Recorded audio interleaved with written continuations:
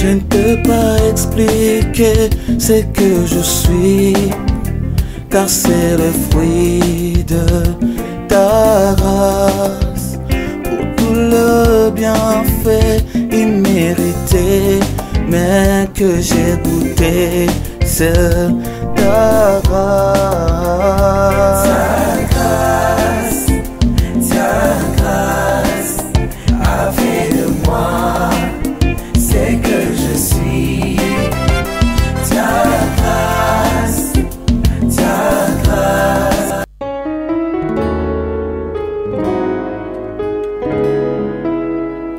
Si la mer se déchaîne, si le vent souffle fort, si la barque t'entraîne, n'aie pas peur de la mort.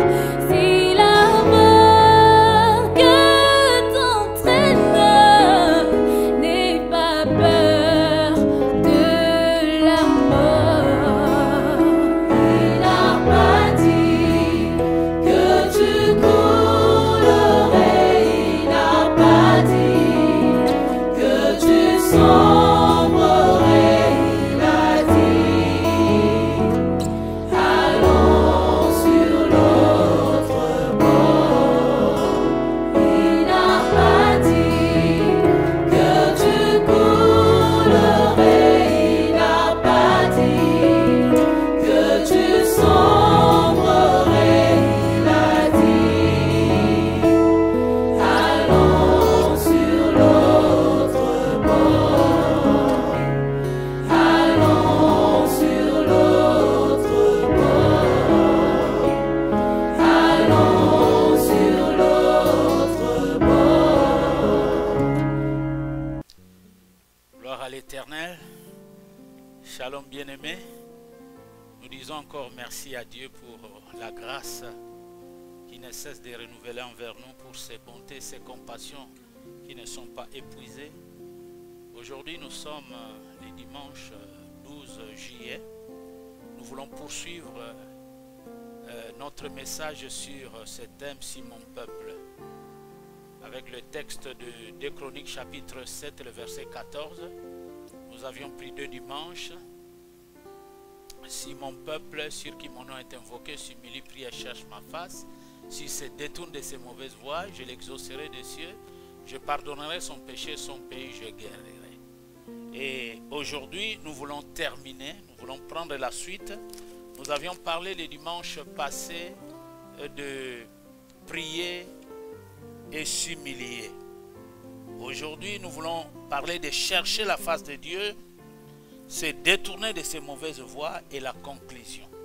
Eh bien, pour bien commencer, nous voulons lire les textes de la Bible.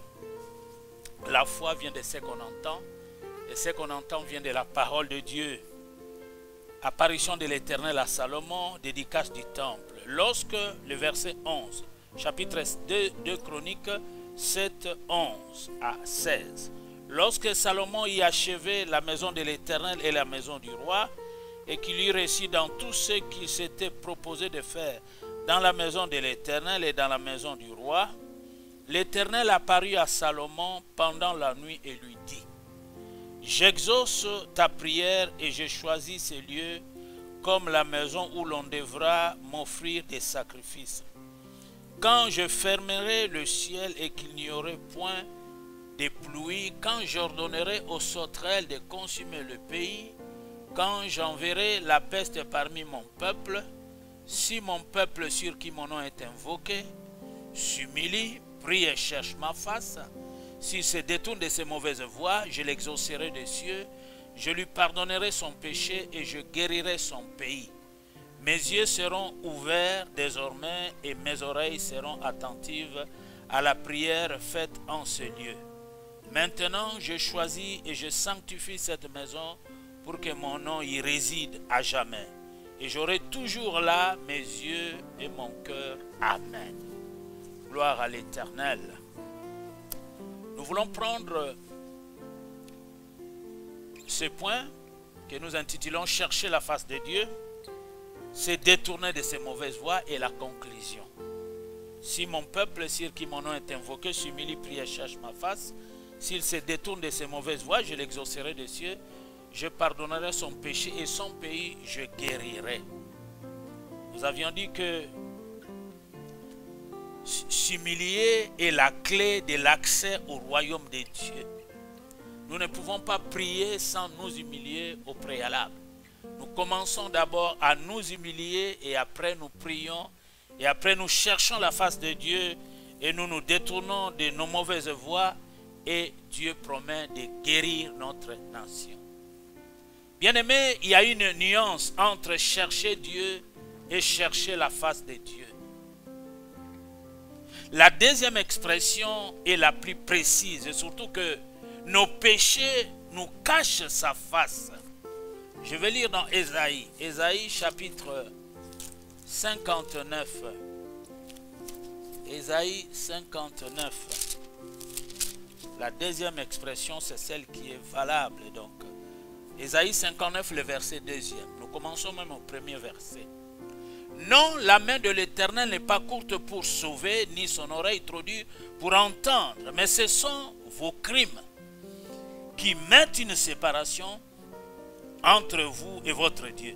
Ce sont vos péchés qui vous cachent sa face et l'empêchent de vous écouter. Ce sont nos péchés qui nous cachent la face de Dieu. Donc nous voulons chercher la face de Dieu.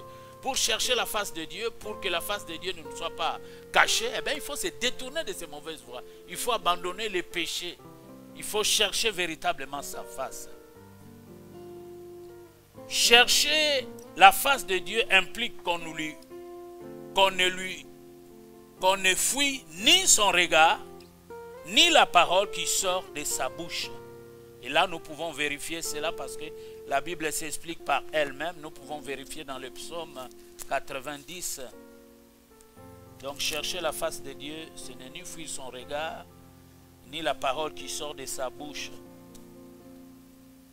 90, le verset 8, 90, il est dit ceci. Tu mets devant toi nos iniquités et à la lumière de ta face, nos fautes cachées. Devant la face de Dieu, nos fautes cachées sont à nu. Cette attitude démontre un désir de vérité. Celui qui a la recherche de la face de Dieu, il désire affronter la vérité. Donc cette attitude de chercher la face de Dieu est un désir de la vérité, c'est-à-dire venir à la lumière. C'est être honnête. Celui qui cherche la face de Dieu, il veut recevoir la correction, il veut recevoir des directives, il veut, oui, si Dieu lui dit d'abandonner, il abandonne. Donc, c'est l'approche de la vérité, de la lumière, et c'est aussi être honnête. Parce que lorsque Dieu nous regarde face à face, il peut nous dire que nous sommes sur une mauvaise voie. Nous pouvons nous détourner de nos péchés. Donc, cette attitude démontre un désir de vérité. Alors que nous savons que l'Église de Dieu est la colonne de l'appui et le maintien de la vérité. Jésus est le chemin, la vérité et la vie. Celui qui aime la vérité cherche la face de Dieu.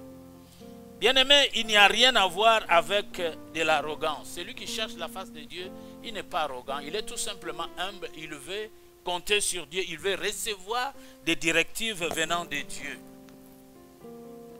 Ce n'est pas jouer à cache-cache avec lui comme Caïn le fit.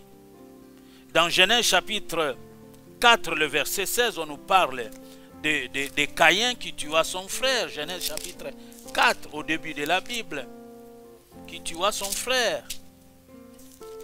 Dieu lui avait averti. Je dis Genèse 4, 16. Je commence au verset 15. L'Éternel lui dit à Caïn, si quelqu'un tuait Caïn, Caïn serait vengé 7 fois. Et l'Éternel mit un signe sur Caïn pour que quiconque les trouverait ne le tuait point. 16. C'est pas la pensée que je cherchais. Caïn fouillait la face de Dieu, il tua son frère.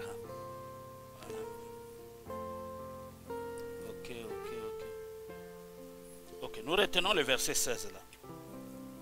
Donc, le verset 16 nous parle de Caïn qui s'éloigna de la face de Dieu à cause du péché. Caïn et ses descendants ont été les premiers, les pionniers de la civilisation humaine. Il s'éloigna de la face de Dieu à cause de la méchanceté de son cœur et il tua son frère. C'est accepter la confrontation avec le miroir, c'est-à-dire la vérité, comme Moïse qui rencontrait Dieu face à face. Dans Deutéronome chapitre 34, le verset 10, la Bible dit que Moïse rencontrait Dieu face à face. Donc il était devant le miroir, devant la vérité de Dieu. Chercher la face de Dieu, c'est aussi trouver tout ce dont la face de Dieu est synonyme. Si vous rencontrez Dieu face à face, vous êtes devant celui qui a créé les cieux et la terre, eh bien, il y a beaucoup de bénédictions que vous pouvez recevoir. Trouvez tout ce dont la face de Dieu est synonyme. Chercher la face de Dieu est synonyme de bénédiction. Celui qui rencontre Dieu, celui qui cherche la face de Dieu, Dieu le bénit. Dans Nombre, chapitre 6e, le verset 26, Nombre, 6e, le verset 26. Nombre, 6e, le verset 26 nous dit ceci. 6e, 26 nous dit ceci. Que l'Éternel tourne sa face vers toi et qu'il te donne la paix. Nombre 6, 27. C'est ainsi que l'Éternel, c'est ainsi qu'ils mettront mon nom sur les enfants d'Israël et je le bénirai. Voilà. Chercher la face de Dieu, c'est synonyme de bénédiction. C'est ainsi qu'ils mettront mon nom sur les enfants d'Israël et je les bénirai. Chercher la face de Dieu est synonyme de bénédiction. Chercher la face de Dieu est aussi synonyme de la joie. La joie de l'Éternel est pour nous une force. Psaume 16, le verset 11. Chercher la face de Dieu est synonyme de bénédiction, synonyme de joie. Le psaume 16. Le psaume 16. Le verset 11. 16, 11.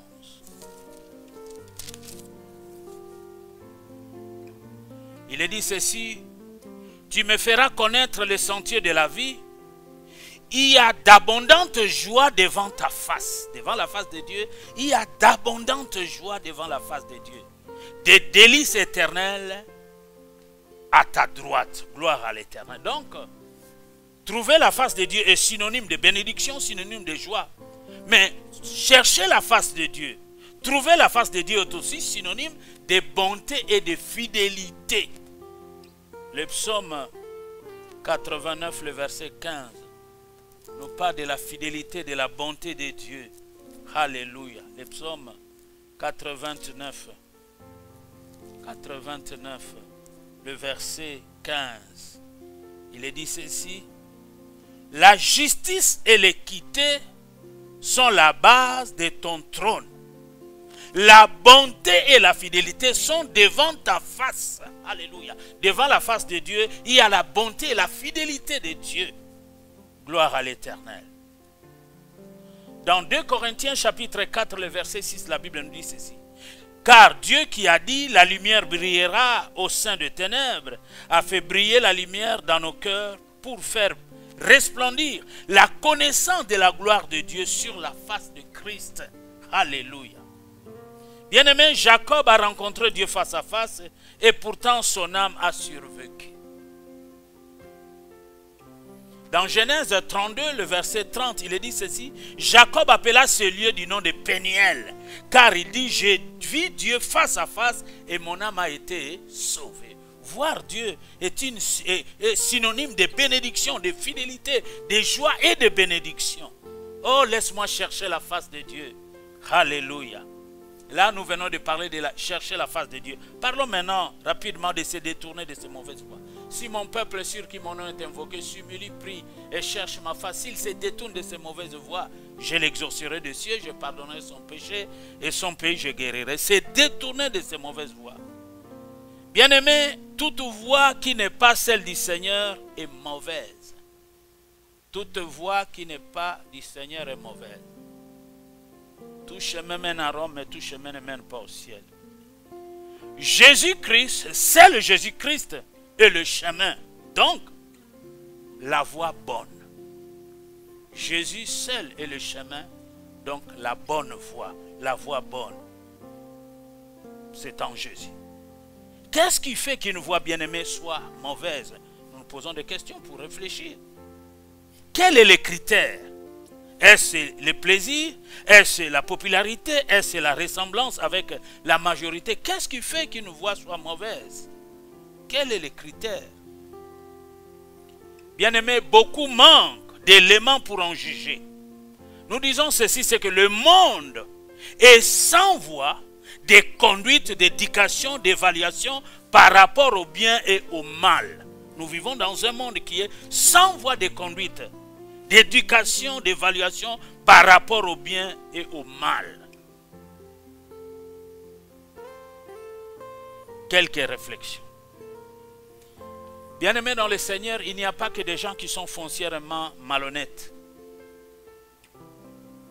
Ils cherchent le mieux au plan spirituel, au plan humain, social. Cependant, la Bible dit dans Proverbe 16, 25, telle voie paraît droite à un homme, mais son issue c'est la voie de la perdition, de la mort.